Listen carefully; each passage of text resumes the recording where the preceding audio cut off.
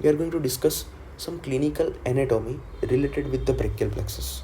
The first is the Erb's palsy. So actually, in Erb's palsy there is Erb's point. Erb's point is injured in the Erb's palsy due to undue separation of head from the shoulder due to birth injury or due to fall on shoulder, right? So actually this see in this image, the upper trunk is actually involved in the Erb's palsy. So what is Erb's point? This is the Erb's point. It is having connection with the C5C6 root, the upper trunk, suprascapular nerve, nerve to subclavius, and anterior posterior division of the upper trunk. So this is the Erb's point. Injury in the Erb's point will do the Erb's palsy. And nerves root are injured is C5 and C6. Deformity is actually, see in this image, the arm is actually adducted and medially rotated. Forearm is extended and pronated. You can see in image it is extended, it is also pronated. So this deformity is known as policeman tip hand or waiter's tip hand or potter's tip hand. So when policeman is trying to taking bribe, he do this kind of hand. So it is also known as policeman tip hand, waiter's tip hand. Okay. So what is deformity?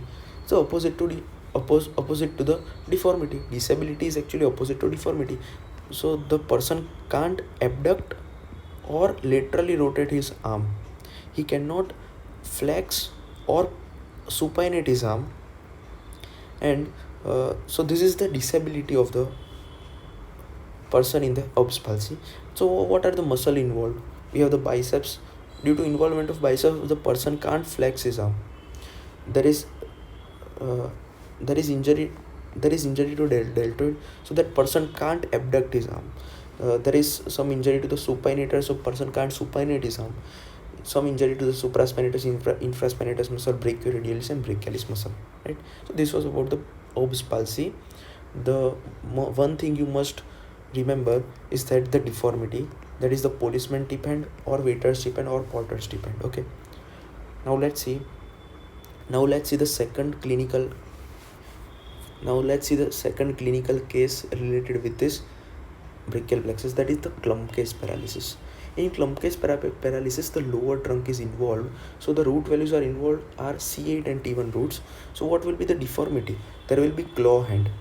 So what is claw hand? There will be hyperextension is at metacarpophalangeal joint, and there will be flexion of interphalangeal joint. Okay, so this is the deformity in the clump case paralysis. Why? Because C8 and T1 roots are involved.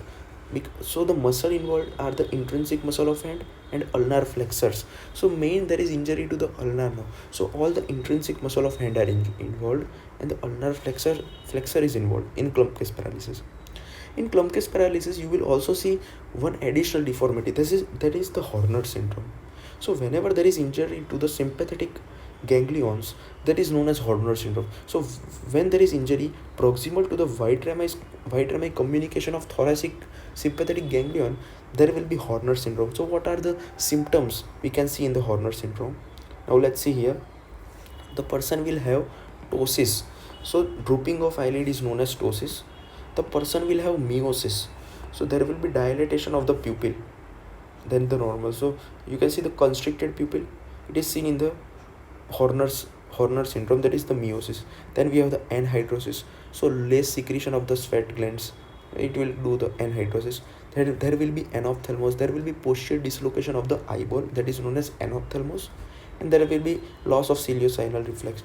So you can remember these symptoms as PMAEL, POMAIL. POMAIL is the symptoms which are occurring in the Horner syndrome, right? And additional features we can see in the Horner syndrome is the vasomotor changes. There will be vasodilatation of the arteries, so there will be heatness over the area, and there will be less sweat secretion over the area. We can, in long standing cases of paralysis, we can see the trophic changes. So there will be atrophy of the nail bed, and the skin will become dry, scaly. So we can see the trophic and vasomotor changes in long standing cases of the paralysis, right? So this was about the Horner syndrome.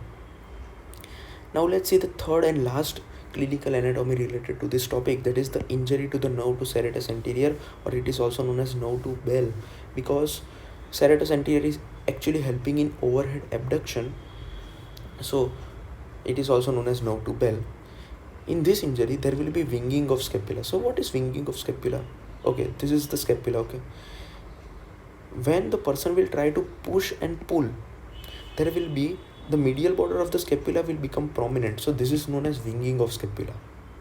And person will also not be able to do the overhead abduction because of paralysis of the serratus anterior muscle. So this was the clinical anatomy related with the brachial plexus, in which we talked about the clump case paralysis, the Erb's palsy, and injury to nerve to serratus anterior.